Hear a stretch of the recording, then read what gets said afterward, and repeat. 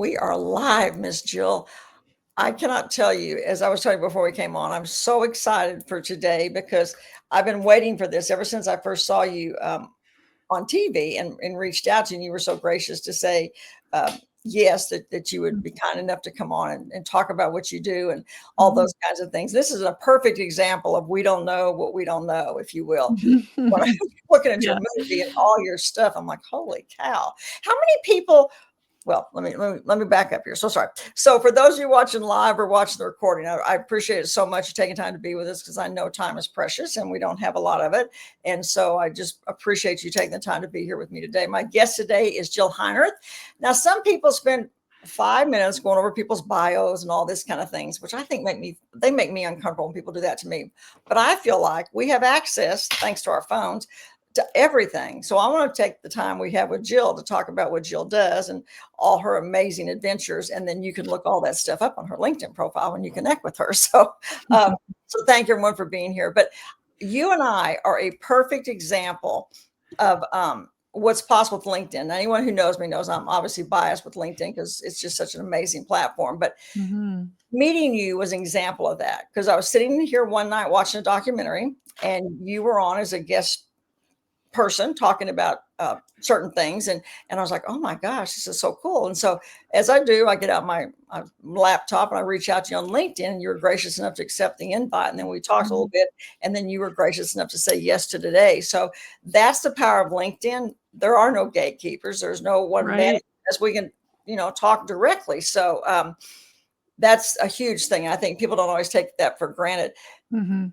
um, what are other examples for you as far as how LinkedIn's work for you as far as connecting with people? Is it something that's active for you or Yeah, I mean, I think it's just a great collaboration tool, both for people to find me and for me to be able to share things that I'm doing. And part of my life is as a corporate keynote speaker through Speaker Spotlight, and I think that there's a lot of the potential clients and organizations that I work with that do go check out my LinkedIn profile and vet me there and, it's a and great reach out. vetting. I always tell Yeah, people they're going to go check you out. Is it going to be good, yeah, bad, or indifferent? So yours is great. right. You've got Well, so much stuff on there.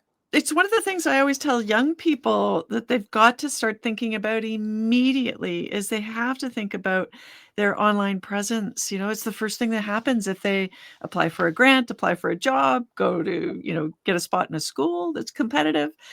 People are going to search them online. So you've got to curate yourself as a brand. And Right. I know that can be difficult for some of us to sort of toot our own horn or whatever, but it's critical. You've got to put out into the world what you want the world to see about you. Well, that's the thing as far as to your point is people don't think about that. They think of it in different ways, like social media Mhm. and being social, Mhm. if you will. But no, it's about all the things that are possible as far as Mhm. what people can find out about you, and Mhm. they don't know. Mhm. They're going to go there and they're going to check that out. And if it's not good, then you lose opportunities, right? You Right. lose opportunities. So um, Right.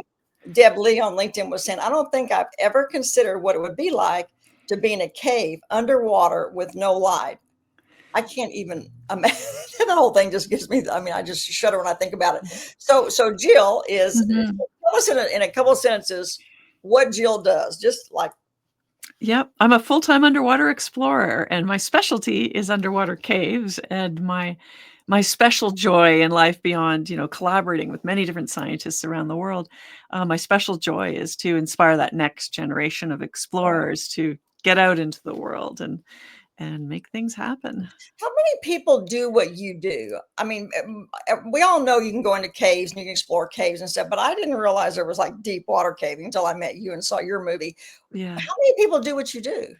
It's a pretty small community, like a very small community internationally, and even smaller for women involved in the sport. And yet it has grown, throughout my lifetime. It has grown. There's more and more people having introductory experiences in caverns and things to have a look, and that aspect of tourism has grown. But when it comes down to hardcore cave divers that are doing science and documentation, it's a Right. very few people.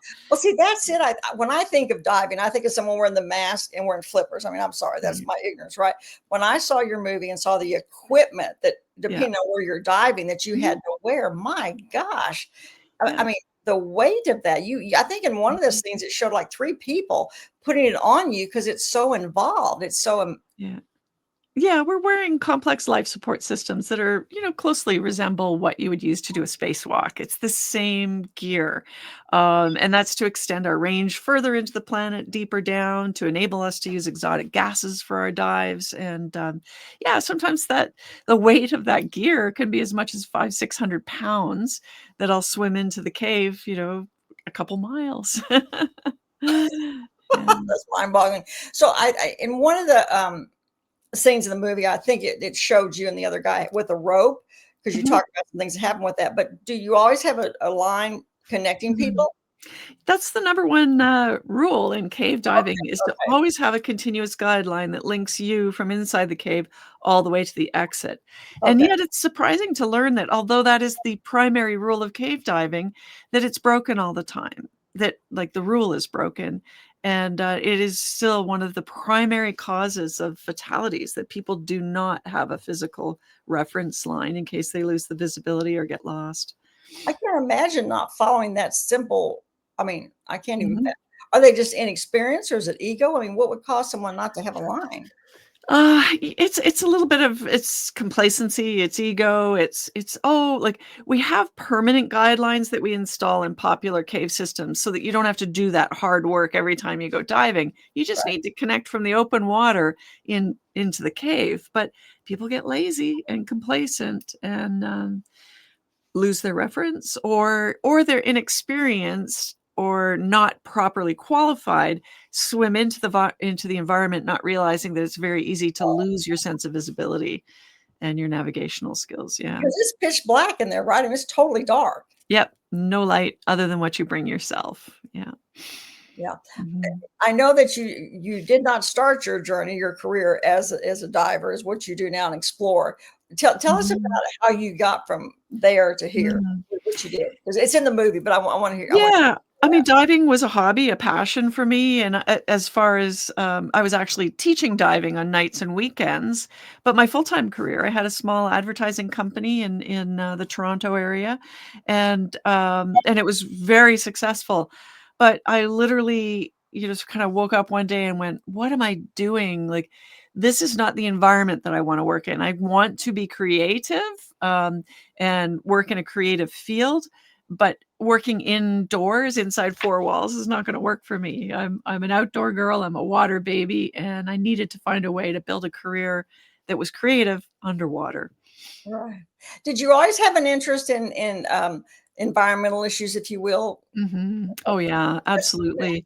As a kid, I was reading things like Rachel Carson, and she was quite influential for me because she wasn't just a scientist and a citizen scientist, but she was also an artist and was constantly drawing and observing, and that was a great part of the appeal of research for me is the observational aspects and sharing of those images. Yeah. I never thought about it again until I watched the movie. Mhm. Diving in the darkness, I never thought about the fact of the medical possibilities, the research, the Mhm. environmental, all those things that you can find in there. It just didn't Mhm. even occur to me until I watched. Yeah. Yeah, it was amazing that's because I think, didn't you say that there's plants or different things or whatever you want to say about it Mhm. that are undiscovered yet until y'all sometimes find. Absolutely. Yeah, I mean, oftentimes when I'm exploring a cave, I'm the first and only person ever to be in that environment, and so everything that we observe there is new, and caves are like museums of natural history. I mean, we learn about climate change, we learn about ancient civilizations that have used these as portals to another world, but what I'm most interested in is the biology of underwater caves, the life in these dark environments, and life from caves, from extreme environments, from deep sea, filter feeding organisms, those are already key species in the source for and the search for new pharmaceuticals and chemical compounds. And we've already developed many drugs from ocean and cave dwelling organisms like AZT for AIDS, resveratrol for breast cancer. There's many, many cancer medications and COVID medications that have Wow. come from filter feeding organisms. And the ones that we find in caves tend to be of a extremely high potency compared to, familiar relatives in the open water world. Fascinating. So, Mhm. so one of the things that really resonated with me when you were doing a couple things I watched on TV with you was the fact that you said you wanted to be remembered as an accomplished explorer rather than Mhm. an accomplished female explorer. Can you Mhm. elaborate on that? And also with Mhm. that, how do you share that with? Because I know you speak a lot, corporate, Mhm. private schools, Yeah. etc. How do you share that with your audiences? Yeah, it's interesting. I mean, I definitely had to smash through a few glass ceilings in this career. So I've experienced like sexism, but also unintentional bias. And it's that unintentional bias where people will describe you as the greatest female diver or something of that nature. And it's like, no, like we don't modify someone's occupation with their gender, right? In other things. Like if I looked at the world's greatest cyclist today, to me, it's Marianne Vos from the Netherlands, right? She is more rewarded than any cyclist in history, and yet she's Wow. rarely mentioned. You Wow. know, we know Lance Armstrong's name. Why don't people know her name? She's won more races, but also she would say the same thing. Like, just talk about me as a cyclist, not as a gender modified, person. It's like, unless you're going to talk about men this, then don't talk and use That's that such a for good women. point. I love Yeah. history, and I was a school principal, and I remember when I first watched the movie Hidden Figures, the 3 Mm, women that made such an impact at NASA, mhm, and I thought, "This is a travesty. I'm an educator, mm, I'm a lover of history, and I didn't know about this? We taught mhm. none of that in school. What a Yeah. travesty that we didn't." So I think that's one of the beauties of LinkedIn and social and digital space is that Mhm, people like you can talk about things, mhm, and you don't have to have those, as we said before, those gatekeepers or those people who mhm, are going to put it out mhm. there. Because you're My right, Yeah, we should know about her, we should know about you, all yeah. these people do these great things. Well, my own mother went back to university in her 60s to do an additional graduate degree, and, her first time she wrote an essay, she called me up, and she's like, "Oh my gosh, it's just red lines everywhere." "I can't believe how many corrections there are," and she was an English teacher early in her life. How could she have written so poorly, she thought. But I looked at it and I'm like, "Oh, mom, this is, welcome to the modern era. This is all, gendered language that has changed since you went to university the first time. And so, you've just got to, change, how you refer to people and, embrace some new pronouns." And she's like, "Oh," but she got there. She Did got she get there. did she get the Mhm. what she was going after, the degree or whatever it was? Oh, of course, yeah, That's yeah. awesome, that's awesome. Mhm, You see a lot of older yeah, people going back to school, and I think that there's nothing to me better than being a lifelong learner, whether it's formal education or absolutely. traditional or whatever, it doesn't matter. Yeah. I just think we live in such an exciting time that technology Mhm. can give us so much access we didn't have before, to say the least. Well, yeah, and in our lifetime, and you mentioned it a moment ago, when we sort of started out in our careers, there were gatekeepers everywhere, right? Like if I wanted to make a television program, I had to pitch and pitch and pitch and pitch all the way up the line and find someone to fund it, and then inevitably I lose control over the project. I mean, nowadays, if you want to make a film, go start a YouTube page, right? Make your film, distribute your film, do it Get your phone yourself. out and go for it. Get your The phone out gate and go for it. Yeah, for Gatekeepers are sure. gone, and then when you need to meet people, go to LinkedIn, find some experts. You'll be surprised at how many people will answer you, when you That's what just need a collaborator or have a question. I Yeah. think that's the thing that surprises not you or me because we do it all the time, but some people Mhm, don't realize just how much access you have. And LinkedIn mhm. just changed with now you can go in the search bar and just say people who do deep water dive caving, whatever, and it's Right. going to give you Yes. the list of names. That's Yeah. a pretty amazing resource. And then to your point, thank you, Yeah. Chris Rogan, who I'm a huge fan of. His first book, "The Freaks Shall Inherit the Earth." I don't think it was his first, but anyway, his Mhm, point is there are no gatekeepers. We can do anything mhm, we want because we have that mhm, access. All you got to do is mhm. just take time to send a message. And I'm like, Yeah.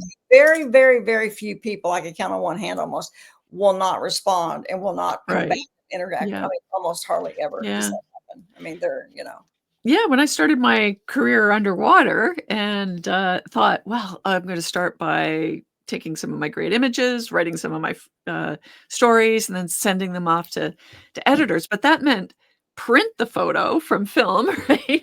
Write the article, and then mail it off to the United States because I was living in the Caribbean at the time, and then wait for months Yeah. for mostly rejections, sometimes Well, everybody acceptance. gets, that's what everybody gets, rejections. Yeah, but now, I mean, I share my writing weekly on a free newsletter. Certainly I still do a lot of, journalism. I write books and have collaborations with big publishers, but I also self-publish. Right.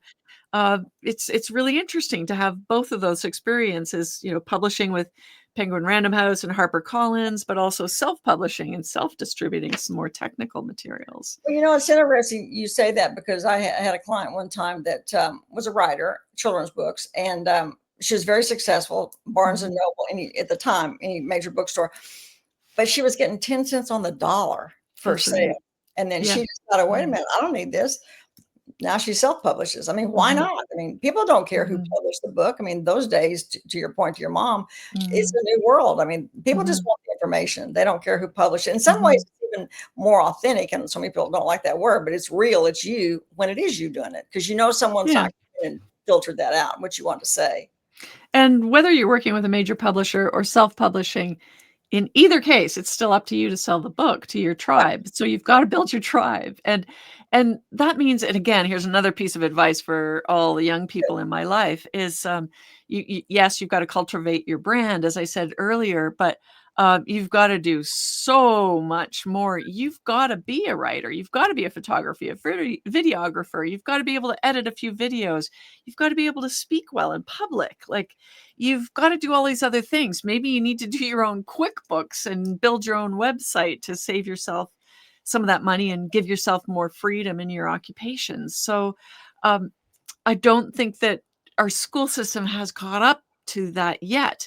That yes, we are specialists in some ways. Like, I am a specialist in underwater life support technology and image making, but I'm a generalist in a lot of other fields. And those are the people that I look for my team. I want people who have many different skill sets and an open mind, and are able to work well in a collaborative group. Well, it's interesting you say that because I was an educator, school principal. I remember when AI first came out a few years back and people were talking about it and teachers were throwing a fit and educators were saying, oh, this is terrible, blah, blah, blah. And I'm like, oh my gosh, this is not leading. Show kids how to use it. Show Yeah. them, work with them, give them but unfortunately, sometimes the higher you get in the ivory towers, the less open they are to what you're talking about. And that's unfair for our students for sure. Yeah, I mean, there's things about general AI that are very scary, and Oh, it's scary, but it's not yeah. going anywhere. But AI within certain guardrails with very carefully curated uses is so powerful. Like, when we were making Diving Into the Darkness, I worked with an amazing international team to build AI Jill. And this has very tight guardrails so that the little kid in the classroom that's too afraid to ask a question, or even, someone at a movie premiere that's all like, oh my God, I don't know even what to say right now, right? They can go home later and call my AI and they can have a long conversation, a private conversation with my AI that is only able to share my thoughts and my writing and Right. my materials. So I could also be that AI tutor for a diver. Like, let's say you went through your cave diving class and an awful lot happened in a week, but you need to go home and you don't quite understand a particular formula, like how to calculate the right gas for a deep dive. You can talk it through with me as your tutor.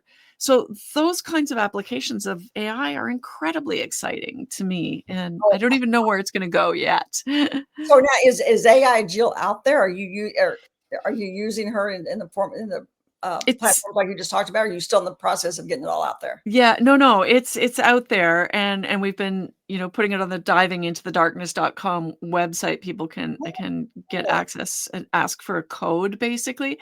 But since we all know that AI uses a lot of energy, I'm thinking about what the best way for me to utilize this this new superpower for education and outreach in a way that's not frivolous, because we always want to be able to account for the energy that we use in Right. everything we do.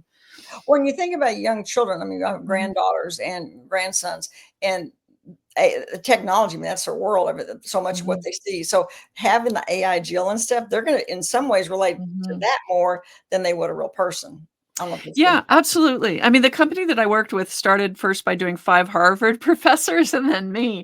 And, good so company. imagine, like, the Harvard professor, gives their permission, of course, and downloads all their materials and everything, and then works with their own AI for a while, talking back and forth to correct any errors or find anything that's an issue.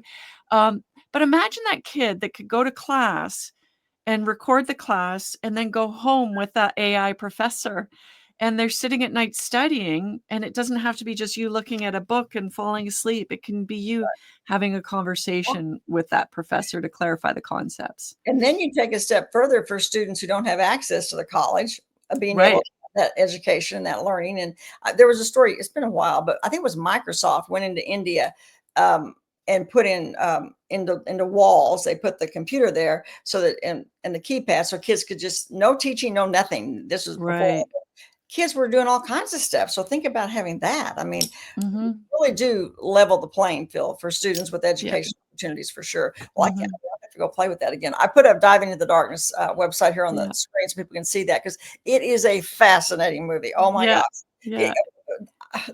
the visuals of where it shows the cave and you go in and then you go down and then you got to get up and climb up with all that equipment before you go out in the next water. I'm like, oh my gosh, Yeah. there's so much, Jill. I could talk to you for 10 hours. I mean, there's so much I Mhm. want to ask you. Now, unfortunately, there have been deaths in Mhm. what you do. Because I remember one of the stories, I think it was in the movie, how long it took someone to get someone's body out. Was that from the Mhm. water? Was that from the terrain you had to go back through?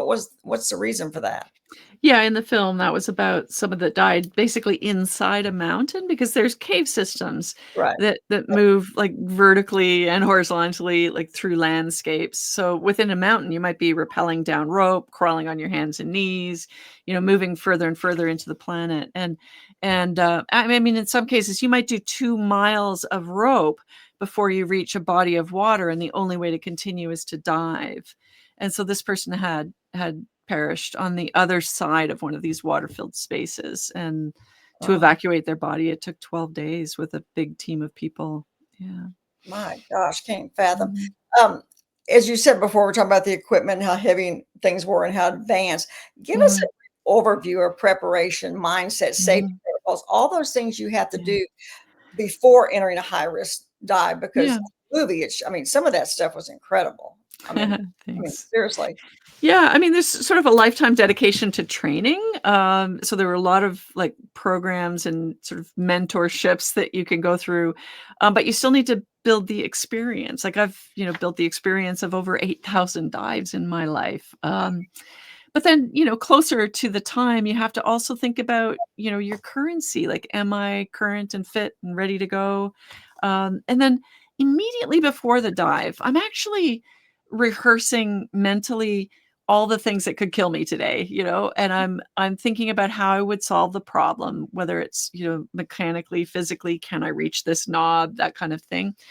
And then right before I descend, I ask myself, am I capable of self-rescue today in this gear, in this place? Am I ready to go? And am I capable and willing to execute a buddy rescue in the same situation? Mhm. And if the answer is yes, the last thing I do before I descend is I visualize removing the emotions from my head and leaving them on the surface so that I can descend and then stay totally focused on the work at hand and be pragmatic.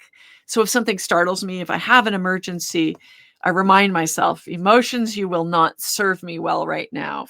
What's the next best thing to do to get out of this situation? Ama again, amazing. When you speak to corporate, audiences, if you will, what's some of the, messages you leave them with, or the things that you, from your, Yeah. obviously, your experiences to what they Yeah. themselves, the company has or whatever?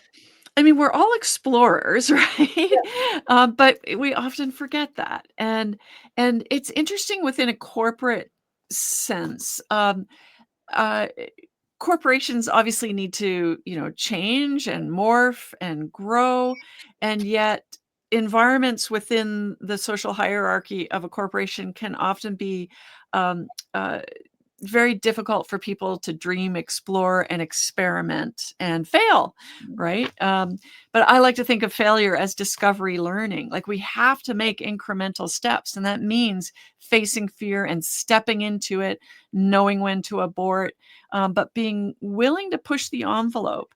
And so there's a balance. Like I remember very early on when one of my partners in business said, "Oh, we screwed up that job. We've got to reprint it.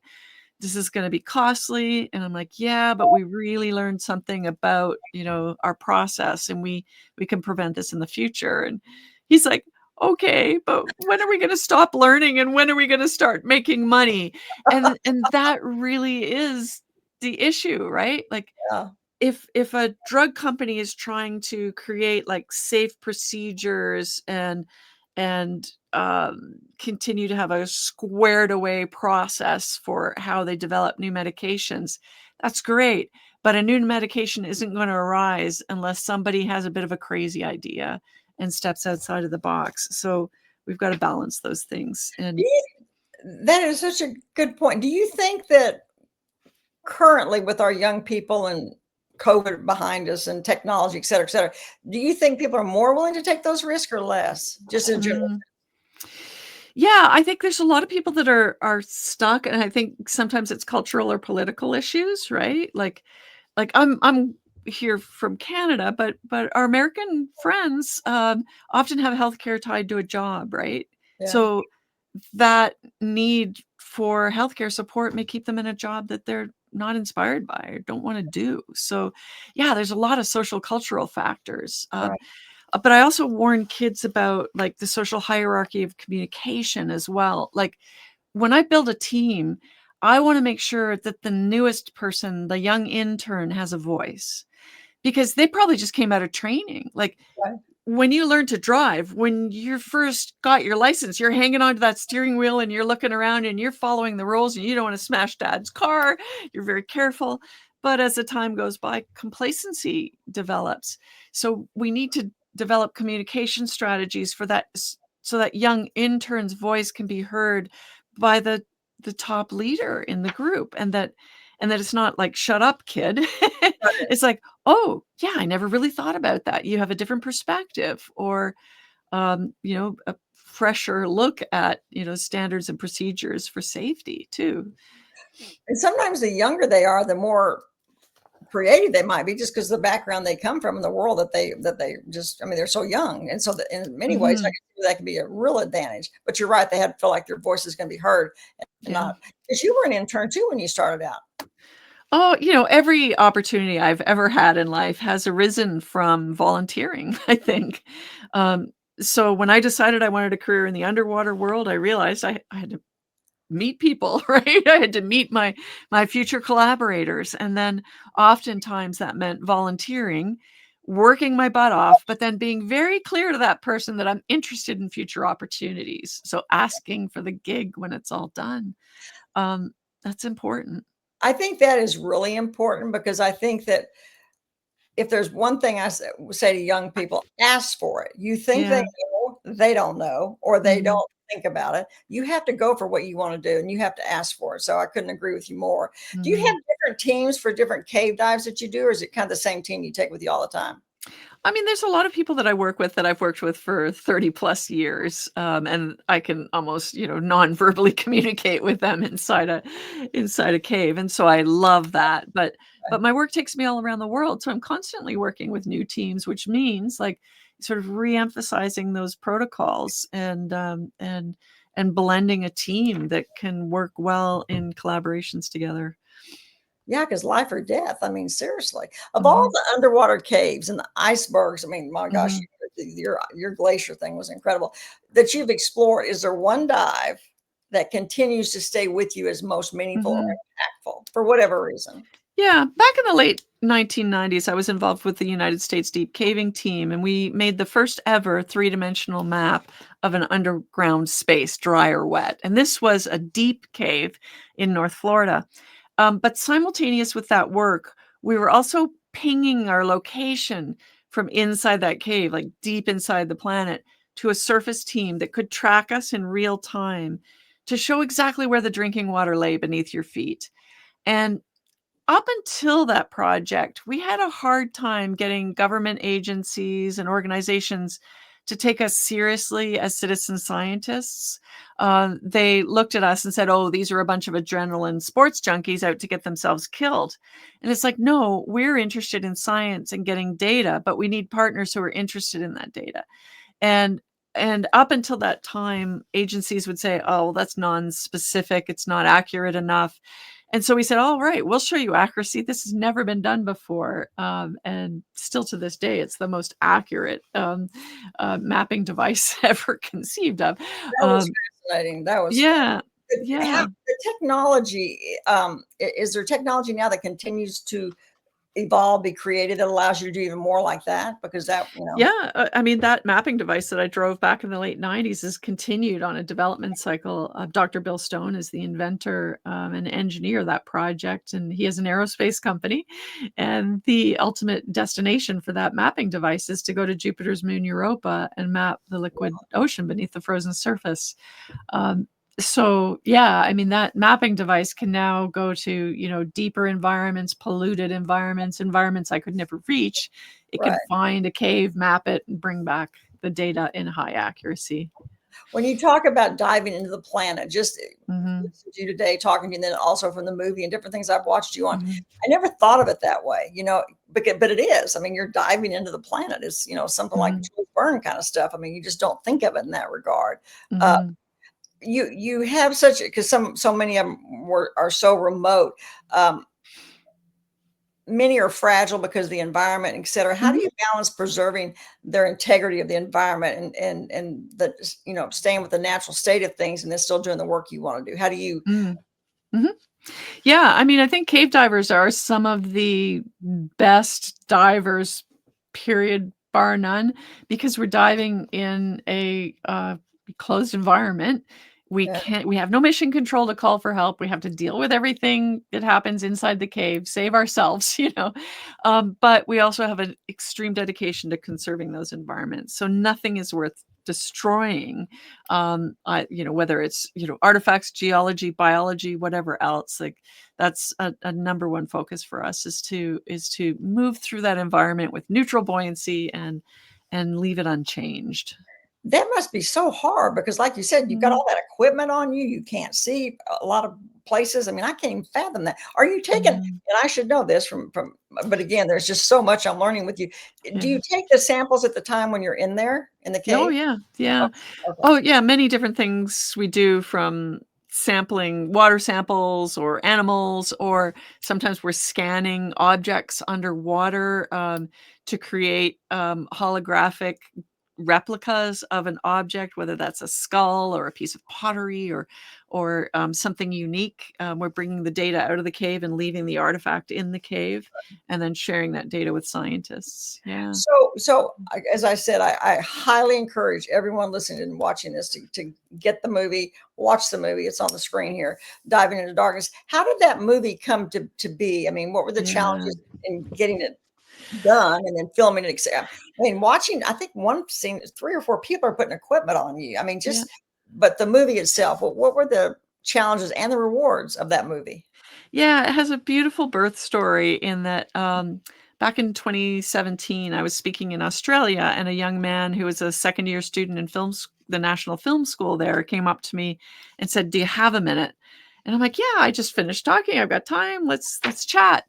And, we struck up a friendship. And, during COVID, when he read my book, Into the Planet, he said, "I wanna do a movie adaptation of your book." And, Mhm. despite his youth, he had already done an award-winning feature documentary, so I knew this guy was extremely talented. And I connected with him, and I said, "All right, Nays Bagai is his name." I'm like, "Nays, you have full access, you have all my archives. I'll collaborate with you. We'll travel around the world, shoot what you need, and make it happen." And he raised the money, put it together. He spent 14 months in the edit suite with all the materials. It was a huge job. That was my next question. So who funds that? So he raised the funds for that through private, through companies? Yeah. How's that done? He raised all that money privately. Yeah, yeah. That's He's amazing. a remarkable talented guy. I mean, it has a beautiful original score. We have some just exceptional, animation in the film. I'm really proud of it, and, I had other people make overtures to me before about creating a movie such as this, but I didn't feel comfortable with them. Like, Yeah. recognize his empathy, his intelligence, and I knew that this was the person who was gonna take care and get it right, and, it was just a wonderful experience. Well, it is true when you're watching it, and like I said, the graphics with the caves, because if you were Mhm, just telling that or different, you really wouldn't understand until you mhm, see all those little lines going everywhere, what that entails. It pulls you in. You feel like you're in the water with you. I mhm, mean, mhm. gasping literally because I was like, "Oh my god." I mean, I was a nervous wreck watching that movie with you. It's like, "Holy cow, people do Yeah. this?" And so, yeah, he definitely captured, you Mhm, speak to a lot of young people, in mhm. different settings, like Nace. What are some of the best places you get to go speak to kids, and what's your primary message to those young people? Mm. Yeah, I serve as the explorer in residence for the Royal Canadian Geographical Society, and that is a volunteer appointment, but through that, they asked me how I would like to focus some of my attention, and I said, "I just wanna go to every corner of Canada, to the most, remote, under-supported schools and talk to kids about exploration." And so I've been to every province and territory in Canada, and then even, when COVID shut everything down for the world, I, set up this little broadcast studio in my home, and that year did, like, 242 Wow. presentations to young people and homeschoolers, I all was over gonna the ask you, place. so you do Yeah, homeschoolers? Because I can see yeah. all children, obviously, but I can see homeschoolers really Mhm, out for that because you can do it virtually. We can. mhm. I think I saw something, I don't know if it was your husband, whatever, but something where you were showing the studio and how you do those things. Uh, Yeah, Again, just technology. You have access to that, and then they have access to you. Um, right. the movie, going back to that just for a second, you go to Mhm. places. I thought of the Star Trek series. Remember going where no man's Yeah, gone before, whatever. And I was thinking, you go to places that no one's ever seen. right. Two things. One, how do you know those places to go to? That's the first one. And then Mhm, what kind of legacy is that? Are you thinking about when mhm. you're doing that? Because we do need the next generation Mhm. after that and after that to continue. So, Yeah. I mean, we find caves in lots of different ways. I mean, sometimes it's just through, someone else's institutional knowledge that there's an opening or, a place that was a sacred spot for an ancient civilization. Sometimes we're using Google Maps. Sometimes I'm going through historic archives and digging through materials, but there's no guarantees. You can go right. bushwhacking and follow a lead, and it's nothing. You know? And at other times you can strike gold in a sense. I thought about that. So technically, you could go someplace thinking it's going to be one thing, get there, and maybe it turns out not to be the case. Absolutely, all the time. It's Yeah. probably Yeah. more of that than the other, right? Oh, yeah, yeah. That's, I've yeah. heard I hadn't thought about it that way. yeah, I've heard people say, like, even with really good information in an area that's cave rich, you're probably, like, 1 in 10 for all your efforts. Yeah, Interesting. So yeah. now, the society that you volunteer for now, Mhm, who do organizations, do companies, do sponsors, who helps fund your work that you do all this stuff around the globe? Because my gosh, mhm. the cost must be exorbitant. I can't even fathom. Yeah. Well, and that's another reason why you need to have a lot of different skills, Mm, because, a lot of the careers that people are looking at today, we don't even have names for, right? So you've got your specialization, your talent, but you have to be able to do a lot of other things. And so for me, yeah, sometimes I'm going for grants. Sometimes I'm finding, private support. Sometimes I'm shooting for, CBC or doing a story for NPR or something, PBS, um, National Geographic. So I'm a writer, I'm a cinematographer, I'm a photographer, I'm a keynote speaker, and those are the activities that allow me the time okay. to work underground. Yeah. Now, you had a situation, won't go into depth 'cause I want people to watch the movie, but you had a Mhm. situation where you had a health scare kind of thing because of some things that happened in the cave. And Mhm. did you have to take off like a year and a half to kind of get yourself back? Mhm. Yeah, I had a diving accident, a pretty serious one, and that could have been a career ender. My doctor told me to stop Thank you. That's what diving. you said it was, right? Did you say something? But yeah, I just slowly, worked my way back. But you know, it's interesting.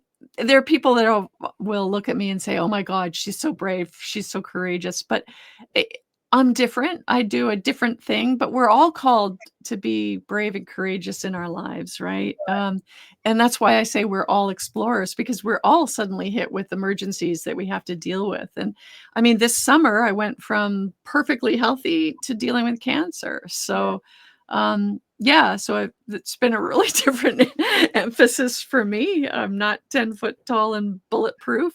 Um, You but I can think about those little animals in the cave potentially, producing that next cancer drug. In some ways, I would think you Yeah. probably feel more in control with the cave diving than you do with the cancer diagnosis, because the cave Yeah. diving, you're prepared, you know what to do, and you prepare for Mhm. that. The other is not so much the case, but you're right, you find Yeah. use for those things or But yeah, we all have to deal with the unknown. We all have to deal with change. We all have to deal with things that take a lot of patience and we don't necessarily know the outcome. Like when we have a big emergency, whether it's finding your way out of the cave or whether it's, dealing with cancer, we can't always visualize what that end result looks like. And so we have to let go of that and we have to stay pragmatic and just take the next best step towards success because we always know what the next best step is. Like, I don't know how this journey is going to end, but I got to eat well.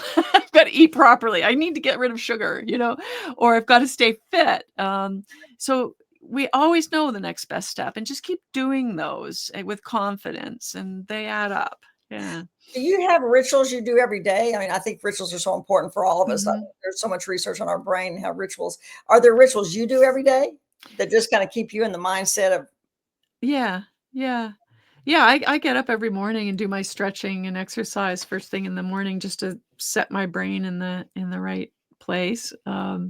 Yeah, but I'm still an artist, so I use a lot of my creative activities to give me a break from the other stuff from time to time. So it's like don't really know where I'm going in my writing. Well, I'm gonna go do some painting and maybe it'll tell reveal us about itself. your painting. Yeah. Tell us 'cause I Yeah. tell us about your painting.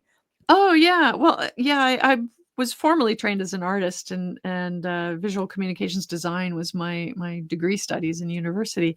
And that's how I started my first career, but I still, do painting and printmaking and sewing and lots of different artistic pursuits.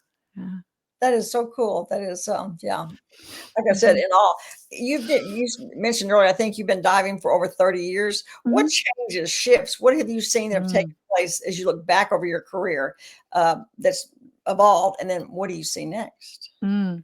Yeah, nobody should have seen so much change in their short lifetime as I Yeah, have. I mean, I'm 60, just about to turn 61, full disclosure. From the time in my diving career, which is only half of my life, I've seen basically all the corals, hard corals die off. I've seen dramatic changes in the ocean. I've seen the ocean change color. I've seen springs cease to flow. I've seen the sea ice disappearing. And I see a constant flux of the biology underwater changing, shifting, moving to deal with climate change. So it's pretty shocking.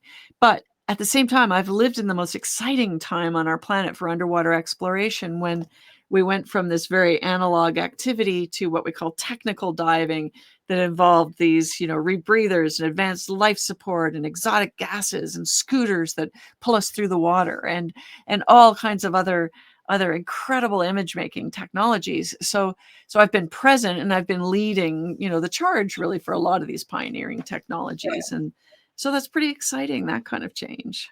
yeah, I'm in such awe of you. I mean, I'm so appreciative of you taking the time to be here today because I mean, I mean, I literally am in awe. All I can think about is all the talents you have and the skills you have, and I think God has you on this earth for a whole many more years to continue doing what you do. How long can you die per age? Is there an issue with that? I mean, what is the standard, if you will? No, I mean, a lot of people will have to sort of pare down their diving activities as they go through life, but I had a friend who was cave diving into his 80s, so Wow.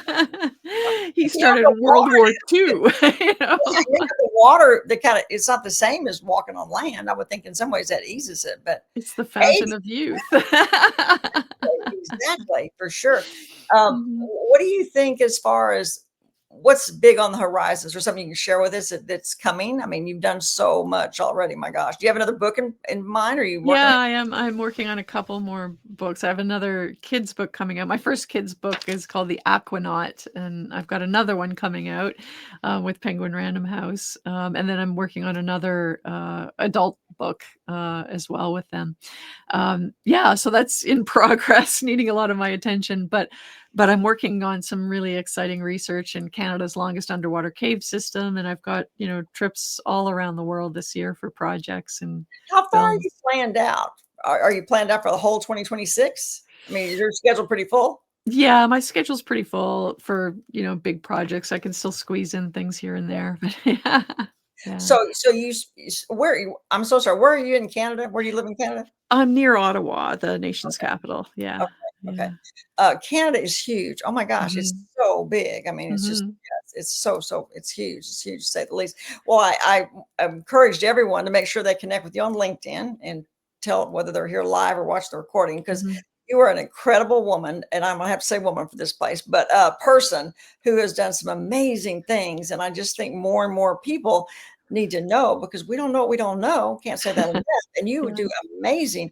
And I mean, Thanks. especially something like that because it's underwater, it's in a cave, so it's not Yeah. like something people see. Some things people can see, but they can't Mhm. see what you do because Yeah. No, the you know world of underwater caves is very abstract to people, yes, and so the way I like to describe it is when I go into a cave, I'm swimming through the veins of Mother Earth. So you think of this planet, it's like a giant sponge, you know? It's a body though, and there's water that moves laterally through the planet from higher elevations to lower. Whether I could fit through a cave or not, that water is going to travel in between the grains of sands and soils, right? And when you finally kind of understand that everything we do on the surface of the earth soaks into that sponge of the ground and ends up in our drinking water that eventually reaches the ocean, then all of a sudden, the interconnections are quite clear. right. And Let me yeah. ask you that, because I my daddy just passed at 93, and I remember, Oh, uh, wow.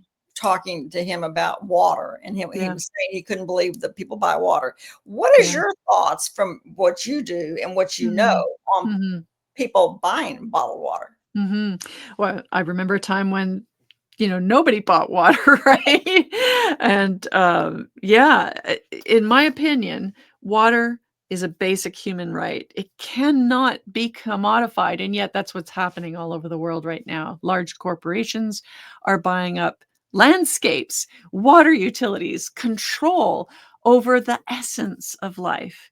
And if every human on this earth does not have access to clean, fresh drinking water and basic sanitation, then we will live in a world of conflict forever. Right, Because you and I cannot deny that we would do anything to save our loved ones from right. dying of thirst, you know?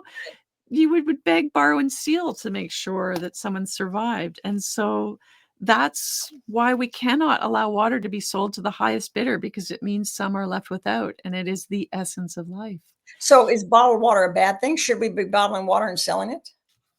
No, I don't think we should be Okay, commodifying water at all. that's Yeah. what I thought, but I wanted to make sure. Okay. Mhm. Because I think Mhm. about that, I think, it's coming from somewhere. I mean, it's coming from somewhere, and okay, that's interesting. Yeah, it That's a goes to the conversation. highest bidder, right? Like, just ask anyone who's had a water bottler move into their area and then their well goes dry, Yeah, right? The water bottler sucks all the water out, their well goes dry, so who pays for that? You right. know, how And do they and access and water how do now? you even prove it? How do you especially if it's vertical, how do you even I mean, horizontal, how do you even prove it? That's, Mhm. I think, part of it too. Well, as I said, Mhm. I'm in Texas, I know we have a lot of underwater, Mhm. groundwater here, but there's also many conversation about what you're talking about. So and see, those are Yeah. conversations people need to have. They need to know. Yeah, we would never ever think of commodifying the very air Yeah, that you breathe, and it's that's exactly the same. yeah, and Yeah. some of the very people who are the most outspoken about certain issues are the ones with Yeah, that's a whole nother conversation, boy. Yeah, it's a political cultural issue because it is, it is the people of least privilege that, live downstream from the smokestacks that have the poor water or lead pipes or whatever else, lack of resources. Yeah. Or in Canada, it's, there are many indigenous communities that do not have sustainable, clean drinking water resources. That's unforgivable. I It is mean, unforgivable, especially the yeah. technology we have today. Let Yeah. me ask, what is my mind is blank. What is the city that's had the water issue here in the United States forever? Oh my God. A Oh, lot of them. no, it's the big one. Is it Minnesota? I can't I think. mean, Las Dear Vegas is it is a Dearborn? big issue. I mean, Las Vegas is a huge issue. They've tried to come up with a lot of more, conservation-minded solutions, but they're at the last straw, basically. They're at the bottom of, Lake Mead. Yeah, Lake Yeah. Mead is, yeah, it Mhm. used to be full, not so much anymore. I mean, that's not, and even I Mhm. heard, isn't it, yeah, Hoover Dam, yeah, there's, Mhm. yeah. But see, this is the thing. People don't have Mhm. these conversations, just everyday people, so they don't know what they don't Mhm. know, and they don't even Mhm. know enough to be able to fight for it, or maybe not go buy the bottled water. Mhm. I mean, they don't think about that. Well, the conversation, Jill, has been incredible. I am so grateful, so appreciative. I encourage everyone to get the movie. You'll want to watch it more than once, as we have, because it's just so Mhm. much. And like I said, the first the first time I watched it was at night. I was like, "Oh my gosh." I was just like very nervous for you because I just couldn't imagine doing this. And but then the second time it was more on the informative stuff of, learning stuff I wasn't aware Good. of. But it's a great movie. Encourage Thanks. people to buy the book, and I encourage people to sign up for your newsletter because you're Mhm. doing some great things and people can really maybe help you with some of those things. So Mhm. anything you want to say that I didn't ask you about, you want to share? Oh, no, just reach out at intotheplanet.com if you have a question and it didn't get answered today. Thank Yeah. you so much. And thank you, Jill, for joining us. And thank everyone for being here. And everyone have a blessed Mhm. day. Thank you so much, y'all. My pleasure.